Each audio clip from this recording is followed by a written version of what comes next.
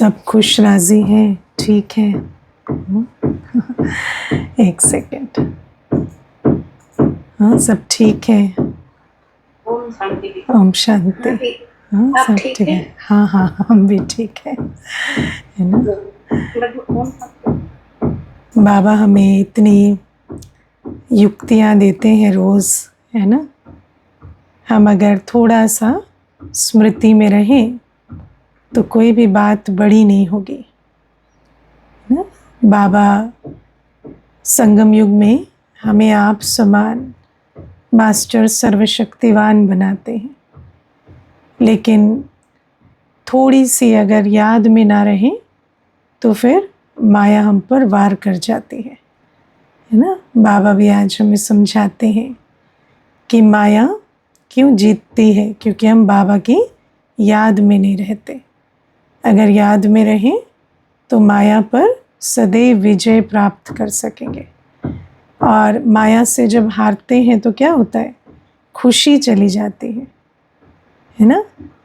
खुशी कभी भी परिस्थिति के कारण नहीं जाती, इसको समझते हो।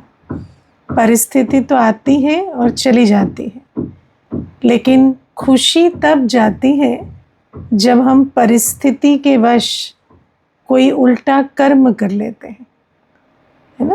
प्रभाव में आकर कोई उल्टा कर्म कर लेते हैं। अब वो कर्म चाहे संकल्प का हो, चाहे वाणी के बोल हो, चाहे कोई ऐसे कर्म हो स्थूल में, लेकिन जब हम माया के वश होकर, विकारों के वश होकर, चाहे वो भय हो, चाहे क्रोध हो, चाहे दुख हो, है ना, लेकिन किसी भी विकार के वश होकर जब हम संकल्प चला लेते हैं, बोल बोलते हैं, कर्म करते हैं, तब हमारी खुशी चली जाती है। तो तब कहेंगे कि माया ने हमें हरा दिया। और बाबा कहते हैं जब हम बाबा की याद में हैं तो परिस्थिति आई, पर हमने अपने संकल्पों को श्रेष्ठ रखा, बोल को श्रेष्ठ रखा, कर्म को श्रेष्ठ रखा। चलो बात, चाहे परिस्थिति ड्रामा अनुसार जो उसको आकर करना था वो भी कर कर गई, लेकिन उसके बावजूद भी हम बच्चे बहुत खुशी में रहेंगे अगर हम बाबा की याद में हैं। तो इन बातों को समझना है। और वैसे भी दुनिया में कोई भी ऐसी चीज़ नहीं है, कोई भी ऐसी बात नहीं है जो सदैव ठहर जाए, है ना। बातें आती हैं तो जाती भी हैं, लेकिन उस बीच अगर हम बाबा की याद में नहीं रहते तो वो बात जो है वो इमोशनल बहुत डैमेज कर जाती है ना। बात हमें बदल देती है। बात तो आई है तो बदलेगी, लेकिन बात बदलने से पहले हम बदल जाते हैं, क्योंकि हम बात के प्रभाव में आ जाते हैं। और जब हम बाबा की याद में रहते हैं तो कोई बात आती है, बहुत सारी हलचल भी होती है, लेकिन उसके बाद तूफान शांत होता है। फिर धीरे धीरे उस तूफान में कोई स्थूल रूप से नुकसान भी हुआ होता है तो वो भी रिपेयर हो जाता है। आप सोचो, दुनिया में कहीं कोई अर्थक्वेक आ जाता है ना, कोई सुनामी आ जाता है, तो भी बाद में अगर आप 10 वर्ष के बाद देखेंगे, या आज तो टेक्नोलॉजी ऐसी है कि 5 वर्ष के बाद ही देखेंगे तो बिल्कुल मालूम नहीं पड़ता कि यहाँ पर ऐसी कोई घटना हुई होगी। सब कुछ वैसा का वैसा बन जाता है ना। तो अगर कोई स्थूल रूप से, जैसे अभी बड़ी बेहद के रूप में ये बात समझी, ऐसे स्थूल में भी कोई बात आती है, मानो वो जीवन में तूफान की तरह आई और बहुत बड़े बड़े नुकसान भी हो गए, तो भी आप देखेंगे जो स्थूल नुकसान होते हैं वो तो कुछ ना कुछ मेहनत करने से वो फिर से रिकवर हो जाते, है ना। कोई संबंध भी बिगड़ जाता है तो वो भी वापस ठीक हो जाता है ना। कहेंगे 5 वर्ष पहले इतना बड़ा इनके साथ एक विच्छेद हो गया कि हम बात ही नहीं करते थे, लेकिन फिर आज नॉर्मल है, ऐसा भी हो जाता है। कोई स्थूल रूप में भी नुकसान होता है बिजनेस आदि में, वो भी रिकवर हो जाता है। लेकिन जो नुकसान भरना बहुत मुश्किल होता है वो है अगर हमारी खुशी चली जाती है ना। खुशी, जब कोई बात हमें अंदर घात कर जाती है ना। और अंदर ट्रॉमा क्यों होता है? विकार के कारण, दे अभिमान के कारण, क्रोध के कारण, लोभ के कारण, मोह के कारण अंदर बहुत अफेक्टेड हो जाते हैं। और जब उस प्रकार से ट्रॉमा ले लेते हैं तो फिर वो जो, और अगर ट्रॉमा के वश उल्टे कर्म भी कर लेते हैं तो वो जो खाता बनता है वो थोड़ा इररिपेयरेबल होता है, उसका रिपेयर बहुत मुश्किल होता है। इसीलिए बाबा सदैव हमें कहते हैं कि हम बच्चे जब बाबा की याद में रहते हैं तो मायाजीत बन जाते हैं, है ना। और फिर धीरे धीरे बाबा की याद में रहने से एक तो उस समय हम मायाजीत बनते हैं, बात का प्रभाव नहीं पड़ता, और फिर क्योंकि अपनी अवस्था अच्छी रही तो जो भी कर्मों का हिसाब किताब सामने आया था वो चुकतू हो जाता है। और ऐसे चुकतू होते होते कर्मों के हिसाब किताब भी समाप्त होते जाते हैं, और साथ में बाबा से लाइट और माइट भी आत्मा में भरती जाती है, और विकर्म विनाश होकर आत्मा सतो प्रधान स्थिति में पहुंचती है। तो बाबा हम बच्चों को कहते हैं कि ब्राह्मण बच्चों के पास बाबा की याद का बल है। आप समझते हो दुनिया में किसी के पास भी ये बल नहीं है। अब ये कोई प्राउड होने वाली बात नहीं है, क्योंकि हर आत्मा के पास ये होना चाहिए, पर हम बच्चों की ही सर्विस में कमी है, इसी के कारण इतना हर एक आत्मा तक अभी हम पहुँचे नहीं हैं। लेकिन बाबा कहते कम से कम हम बच्चे जिसके पास बाबा की याद का बल है, हम तो माया पर विजय पाए और सदैव अपनी अचल अडोल अवस्था शांत स्वरूप स्थिति में स्थित रहें, है ना। कभी भी ऐसे ना समझो कि परिस्थिति के कारण हमारी स्थिति खराब होती नहीं। हमारी परिस्थिति तो ड्रामा अनुसार आनी ही है, लेकिन जो आनी है वो जानी भी है। लेकिन हमारी स्थिति खराब होती है क्योंकि हम बाबा की याद में नहीं रहते। जब कोई बात आती है तो हम बात में बुद्धि योग जोड़ लेते हैं, है ना, और बाप को भूल जाते हैं, है ना। बाबा से भी माया की बातें करते हैं। आप देखना बाबा के पास बैठेंगे ना तो बाबा को वर्णन करते रहेंगे, ये होता है, वो होता है, ऐसी बात है, वैसी बात है। अरे बाबा के पास बैठे हैं तो बाबा को क्या सुनाते हैं कि माया ऐसे आती है? बाबा को नहीं पता क्या? बाबा को तो हमसे ज़्यादा पता है कि माया कैसे आती है, कितने रूपों से आती है। हमें तो बाबा से लाइट लेकर और माया पर जीत पाना है, लेकिन बाबा को ही बताते रहते हैं। जैसे हम भी कई बार सोचते हैं, कोई बात करते हैं, मानो फ़ोन पे करते हैं या सेंटर पर आकर मिलते हैं, तो यही सुनाते रहते हैं कि हम अमृत वेला क्यों नहीं कर सकते, हमारे जीवन में कितने विघ्न हैं, कितनी बाधाएं हैं, है ना। कि मुझे कोई बहुत देर 15 मिनट तक सुनाते रहे कि घर में ये परिस्थिति होती है, ये जल्दी नहीं सोते, वो आवाज़ करते रहते हैं, ऐसा होता है, वैसा होता है, और मैं इसलिए अमृत वेला नहीं कर पाता। तो सारा कुछ सुनने के बाद मैंने उनको कहा, ये जो आपने मुझे इतना सारा, है ना, गीत सुनाया, इससे इससे आपका लक्ष्य क्या है? तो कहते कि मैं आपको बताना चाहती हूँ कि मैं चाहती हूँ पर कर नहीं पाती। मैंने उनको कहा, मैं जानूँ या ना जानूँ, नियम यही है कि जो करेगा सो पाएगा। अगर आप नहीं करेंगे तो आप नहीं पाएंगे, करेंगे तो पाएंगे, है ना। तो बाबा कहते हैं कि ये मत बाबा के सामने बैठकर ये मत कहो कि हम शक्ति क्यों नहीं भर सकते, उससे हमारा कोई लाभ नहीं होगा, या हमारे जीवन में क्या परिस्थितियां हैं। बाबा कहते चलो 1 मिनट 2 मिनट जो भी तुम बैठते हो ना मेरी याद में, उसमें बल भरो और मायाजीत बनो, क्योंकि माया माया करने से माया को बल भर रहा है।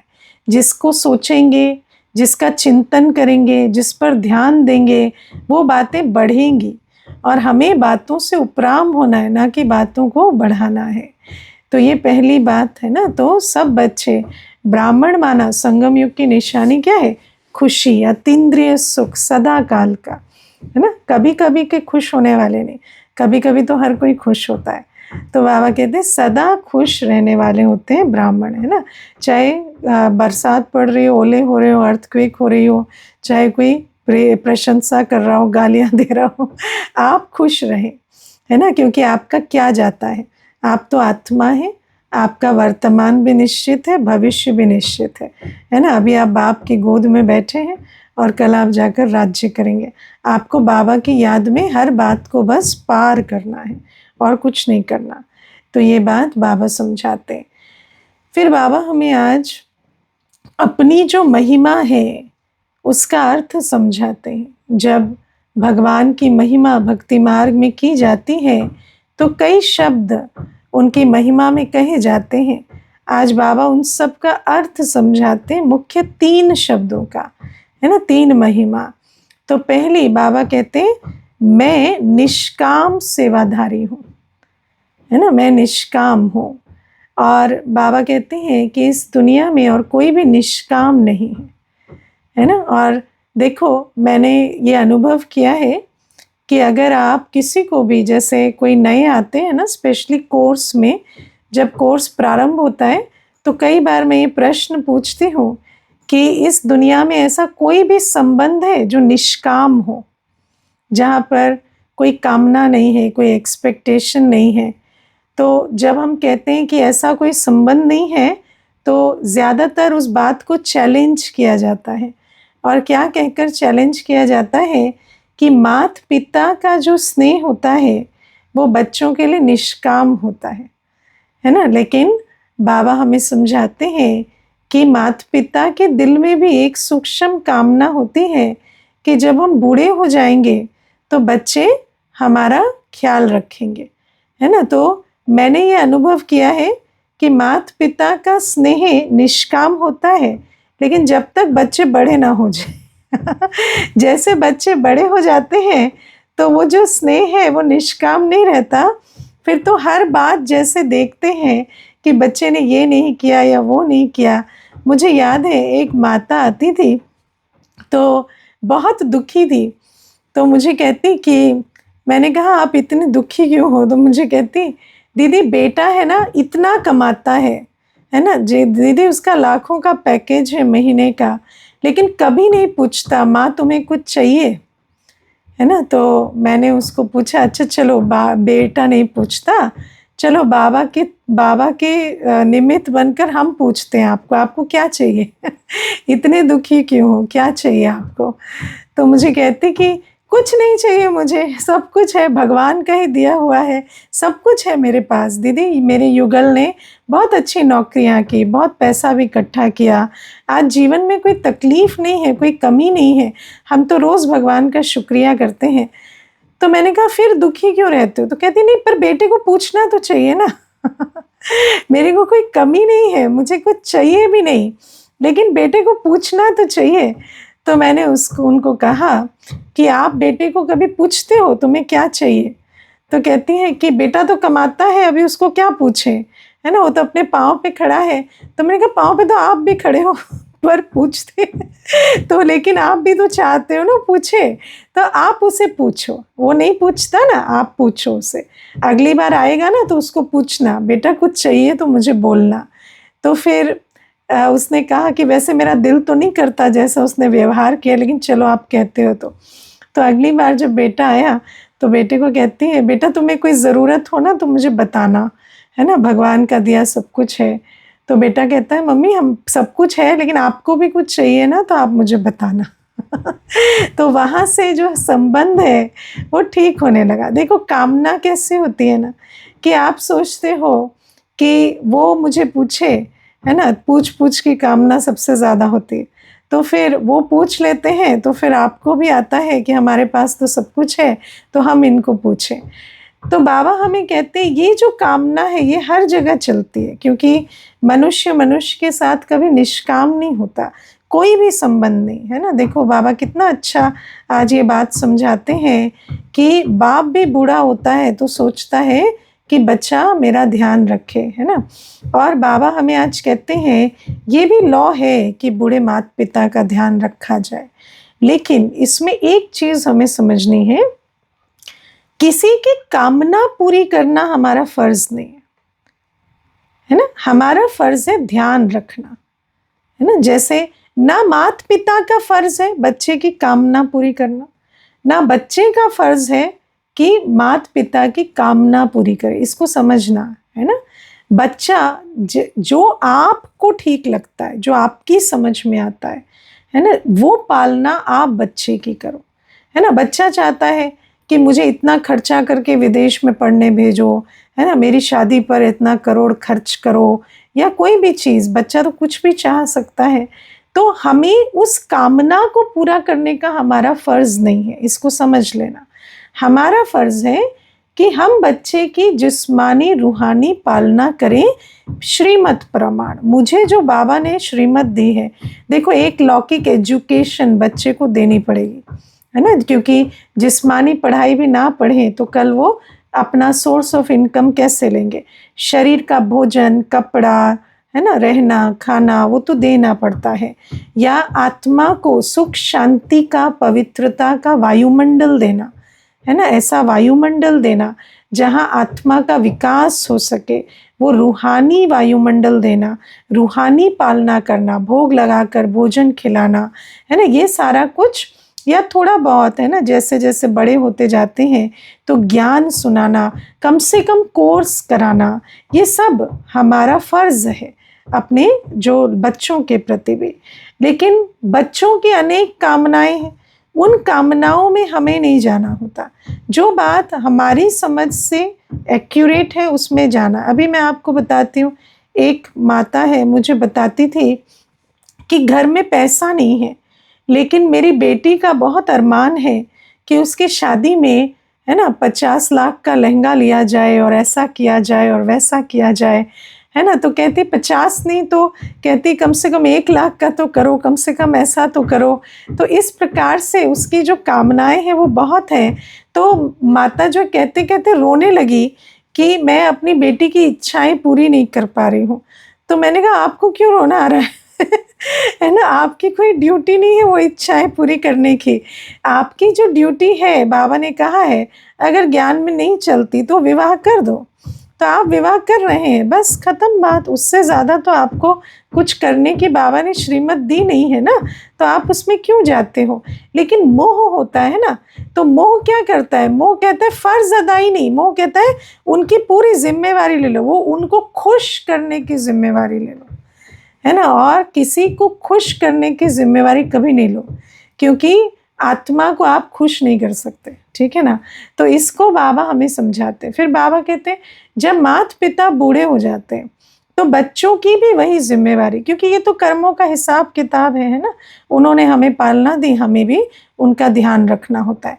लेकिन बाबा कहते वो जो जिम्मेवारी है वो ऐसी नहीं है कि माता पिता की कामना आप पूरी करो, है ना। माना अगर पिताजी कहते एक ड्राइवर रखो और इतनी सैलरी दो और आप उसे अफोर्ड नहीं कर सकते, या उनको कहीं नहीं जाना है पर ठाट बाट के लिए कहते हैं, तो वो आवश्यक नहीं है, समझ रहे हो, है ना। कोई कामना ऐसी वो पूरी करना आवश्यक नहीं, पर आपके लिए बहुत सहज बात है एक ड्राइवर रखना या प्रबंध करना, तो वो बड़ी बात भी नहीं है, समझ आई। तो बाबा कहते लेकिन किसी के सर पे छत नहीं है, बीमार को दवाई नहीं मिल रही, भोजन नहीं मिल रहा, एक डिग्निटी से जी नहीं पा रहे, बीमारी का इलाज नहीं हो पा रहा, उतना आपको यथाशक्ति करना चाहिए। माता पिता का जो कर्ज होता है वो अदा करना चाहिए, लेकिन उनकी कामनाओं में। और ख़ास कर ये कामना की सब्जेक्ट कहाँ पर आती है, देखो धन तो बहुत छोटी बात होती है ना। माता पिता पर थोड़ा कभी कोई उनकी, जैसे ये कार की बात भी की है, ड्राइवर की भी बात की, तो वो भी पूरी की जा सकती है अगर सामर्थ्य है। लेकिन ज़्यादातर क्या होता है, मुश्किल कहाँ आती है, जहाँ पर वो कहने लगे मेरा अरमान है तुम्हें शादी करते देखने का, है ना, तुम्हारा एक बच्चा हो, है ना, वरना तो फिर हमारा जो दिल है वो ऐसे खाली रह जाएगा। तो ये जो बातें होती है ना, ये आपको समझना होता है कि ये कोई आप उनकी इच्छा पूर्ति के लिए बाध्य नहीं हो। जो आपकी जीवन है और आपकी जो मर्यादा है उसमें कोई पाप कर्म नहीं बनना चाहिए, है ना। जैसे किसी को गाड़ी ड्राइवर दे देना भी कोई पाप कर्म तो नहीं है ना, चलो वेस्ट भी कह देंगे अगर खड़ा है, लेकिन बाबा कहते हैं पाप कर्म में चले जाओ, ऐसी कामनाओं का हमें ध्यान नहीं रखना है, लेकिन जो जिम्मेवारी है वो पूरी करनी है। तो बाबा हमें समझाते हैं कि हर जो संबंध होता है दुनिया में उसमें कामना ज़रूर होती है, लेकिन एक बाबा ही है जो निष्काम सेवाधारी है। बाबा कहते हैं मैं तुम बच्चों को कभी भी ऐसे नहीं कहता कि मैं बूढ़ा हो जाऊंगा तो तुम मेरा ध्यान रखना। बाबा तो जब से आते हैं तब से हमें पालना देते हैं और फिर अंत तक देते ही रहते हैं। बाबा कहते हैं मैं तो निराकार हूँ, मैं बूढ़ा होता ही नहीं तो तुम्हें मेरा कुछ भी करना नहीं पड़ता। और बाबा कहते हैं लेकिन जिन जो जो तुम करते हो यज्ञ में, है ना, मानो तुमने किसी की तन सेवा भी की, देखो तन सेवा का भी तो मौका आता है ना। जैसे मान लो कोई आपके साथ, अब हम सेंटर पर रहते हैं, कोई अगर किसी का शरीर बीमार है तो ज़रूर उसकी तन सेवा भी करते हैं, है ना। तो या धन से भी जो सेवा सभी बच्चे करते हैं, या कोई अगर क्लास में आने वाले भी किसी की जिम्मेवारी उठाते हैं तन सेवा की या धन सेवा की, तो बाबा कहते हैं वो सब कुछ जो तुम करते हो अपने लिए करते हो, क्योंकि वो जो कर्म है श्रीमद् प्रमाण, उसका एवजा तुम्हें मिलता है। मुझे कोई उस तन सेवा की या धन सेवा की आवश्यकता नहीं है, है ना। बाबा कहते हैं जो तुम तन लगाते हो, मन लगाते हो, धन लगाते हो, उससे यज्ञ की वृद्धि होती है, उसी यज्ञ से सबकी पालना होती है, तुम्हारी भी और तुम्हारे हमजिन्स की भी, सबकी रूहानी सेवा होती है, हर आत्मा सदगति को पाती है। और उसका एवजा, इस ईश्वरीय सेवा का एवजा तुम्हें इतना मिलता है कि तुम राज्य भी करते हो और फिर तुम पूज्य भी बनते हो, है ना। शालिग्राम रूप में पूजे भी जाओगे क्योंकि तुमने बाबा के साथ मददगार बनकर ये सेवा की। तो बाबा कहते हैं निष्काम सेवा तुम नहीं करते, सिर्फ मैं करता हूँ, है ना। फिर बाबा दूसरा टाइटल अपना समझाते हैं, भोलानाथ, है ना। बाबा कहते हैं मैं भोलानाथ हूँ, और आज बाबा कहते हैं मैं भोला ग्राहक हूँ, है ना, भोला ग्राहक हूँ। क्यों? बाबा कहते हैं मैं तुमसे सारा पुराना तन मन धन लेकर तुम्हें सतयुगी तन मन धन दे देता हूँ, है ना, वो भी 21 जन्मों के लिए। तो बहुत भोला सौदागर है ना, है ना। अगर कोई 5,000 की चीज़ 5 रुपए में दे दे तो आप क्या कहेंगे? भोला ही कहेंगे ना। तो बाबा कहते हैं मैं ऐसा भोला सौदागर हूँ जो तुम्हारा ये जो पतित तन मन धन है, जो कोई काम का भी नहीं है, और वो भी आप सोचो इस तन मन धन में बल भी बाबा ही भरते हैं, लेकिन बाबा कहते कि जब तुम उसे मेरे प्रति बलिहार कर देते हो तो फिर तुम्हें मैं 21 जन्मों के लिए स्वस्थ तन, शांत मन और कुबेर का धन दे देता हूँ। तो आज बाबा हमें समझाते हैं कि ये सौदा मैं करता हूँ, सस्ता सौदा। अब बाबा को तन मन धन कैसे देते हैं, है ना। तो सबसे पहले समझना होता है कि बुद्धि से समर्पण जाना, है ना, अंदर से कि ये तन मन और धन बाबा का है ना। बुद्धि से ये वायदा करना, किसी ने किया है वायदा ये तन मन धन बाबा आपका है, किया है?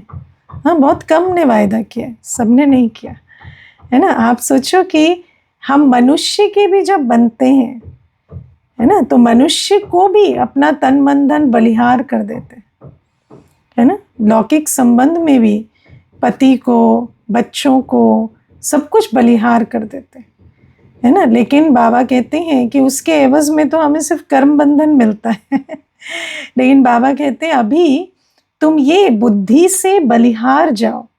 जैसे 7 फेरे होते हैं तो एक संबंध बनता है ना। बाबा कहते हैं 7 फेरे से ये संबंध नहीं बनता, 7 फेरे से जो संबंध बनता है ना वो तो साइन करने से टूट भी जाता है, एक सिग्नेचर से टूट जाता है उसका कुछ नहीं है ना।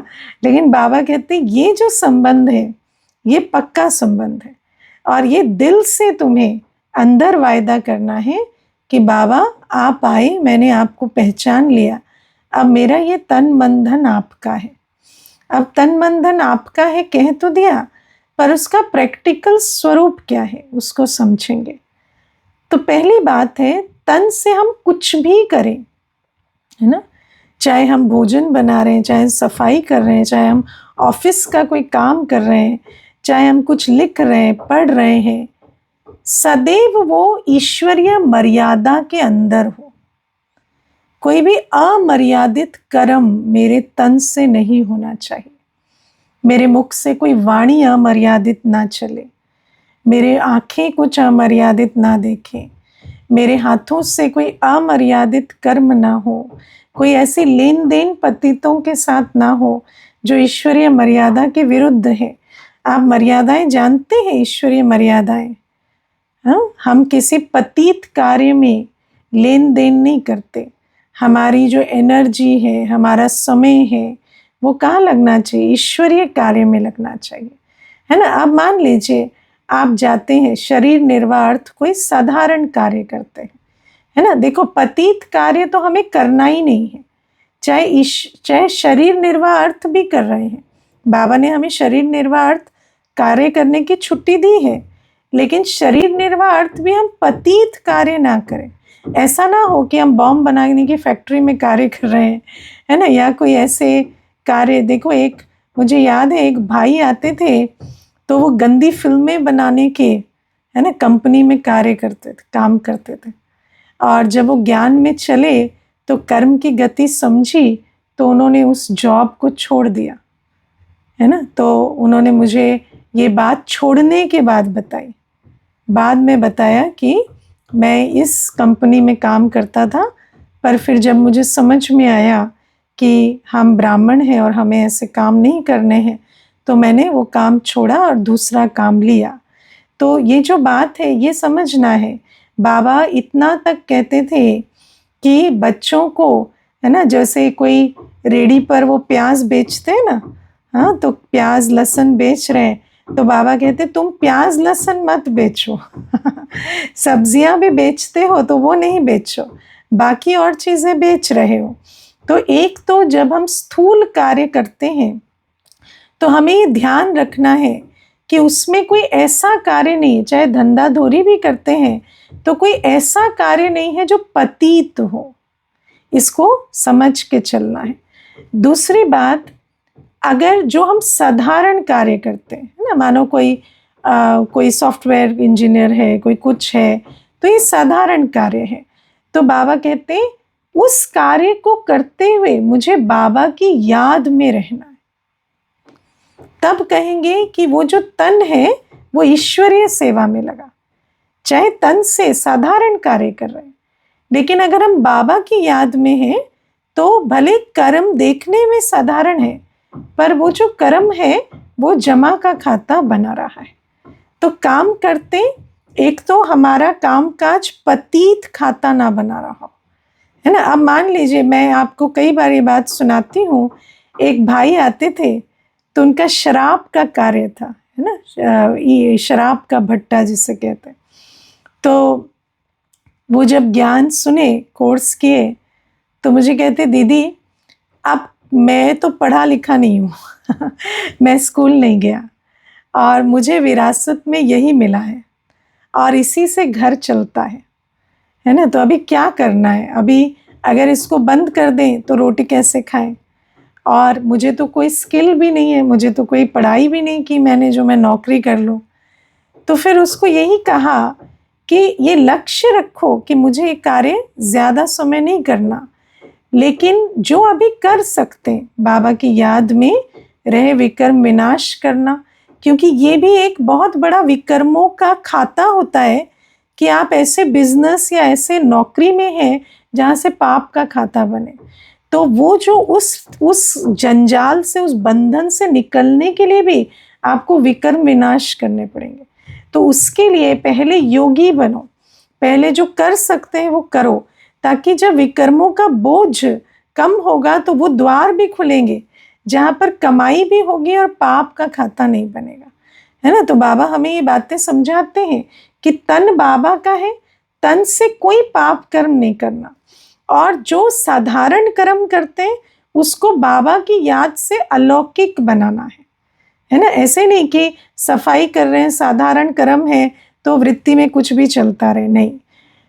तीसरी बात, जो भी हम कर्म करते हैं उसका जो एक हिस्सा है, जो पैसा आता है जिसके लिए हम वो कार्य करते हैं और कहते छोड़ नहीं सकते, है ना, ईश्वरीय सेवा से समय निकाल कर जो लौकिक कार्य करते हैं हम, उसका एक हिस्सा बाबा के घर आना चाहिए, है ना, तब जाकर वो सफल होता है ना। तो बाबा की जो शक्ति है या बाबा का जो साथ है वो कार्य करते मुझे तब मिलेगा जब मैं उस कार्य को बाबा का कार्य समझूं और उस धन से बाबा की यज्ञ की संभाल हो। तो ये 3 बातें ध्यान रखनी होती है।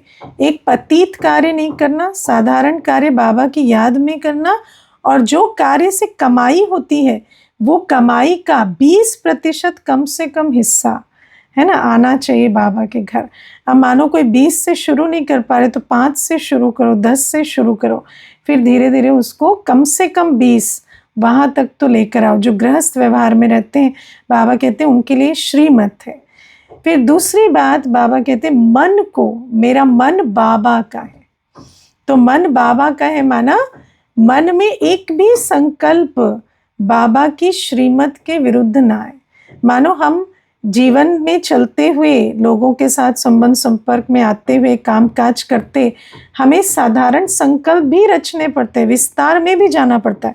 अब मानो आप रिसर्च कर रहे हैं, है ना, तो रिसर्च कर रहे हैं तो नेचुरल है कि आप बैठेंगे एक टॉपिक पर, बहुत सारी रिसर्च करेंगे ना, बुद्धि विस्तार में तो जाएगी।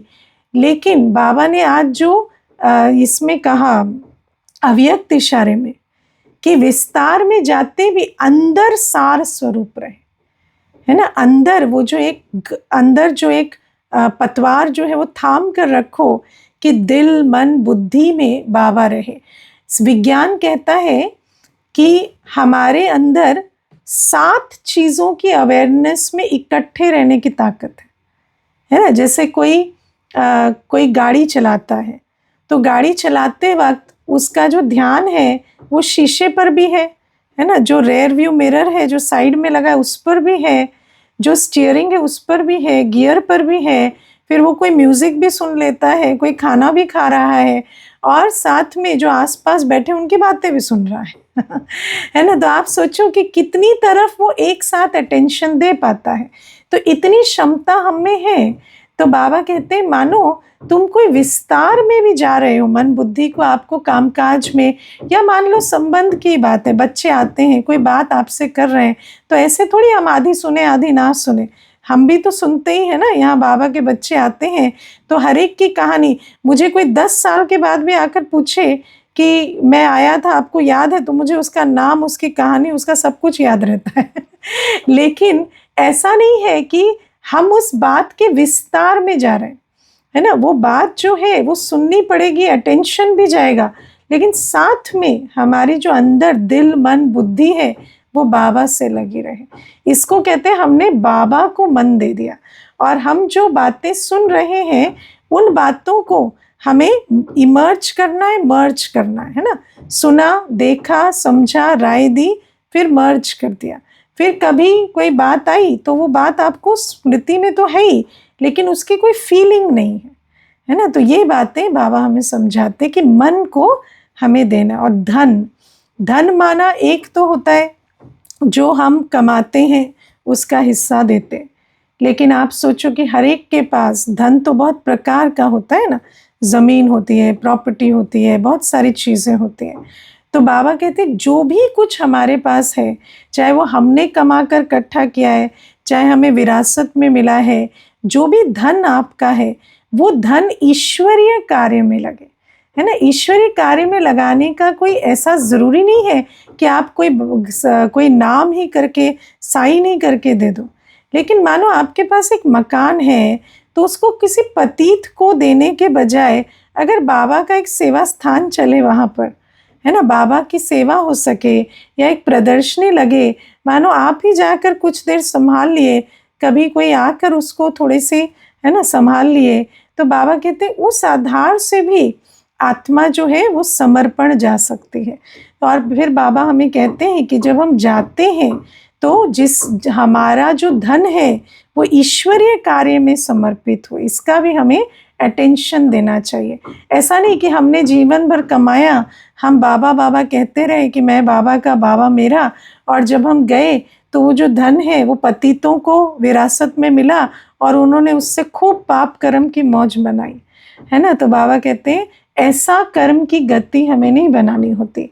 तो बाबा कहते हैं ये जो तन मन और धन हम बाबा का बनाते हैं, तो उस आधार से हमें 21 जन्मों का स्वस्थ तन, सोचो बीमार रोगी कुछ भी नहीं होगा, अकाल मृत्यु नहीं होगी स्वर्ग में, है ना। मन कभी आपको योग नहीं करना पड़ेगा मन को शांत करने के लिए, धन कभी कमाना नहीं पड़ेगा, धन जो है वो जन्म से मरण तक प्राप्त होगा। तो बाबा कहते हैं ये सौदा बाबा देते, इतना सस्ता सौदा तो कोई भी दे ना सके।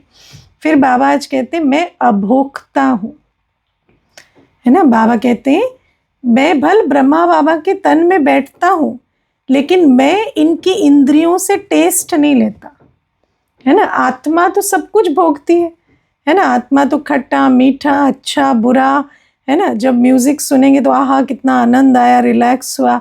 किसको रिलैक्स हुआ? कान को, आत्मा को है ना। आत्मा भोगी है ना। इसीलिए तो आत्मा सुख भोगती है कान से, आँख से, इंद्रियों से, तो दुख भी भोगती।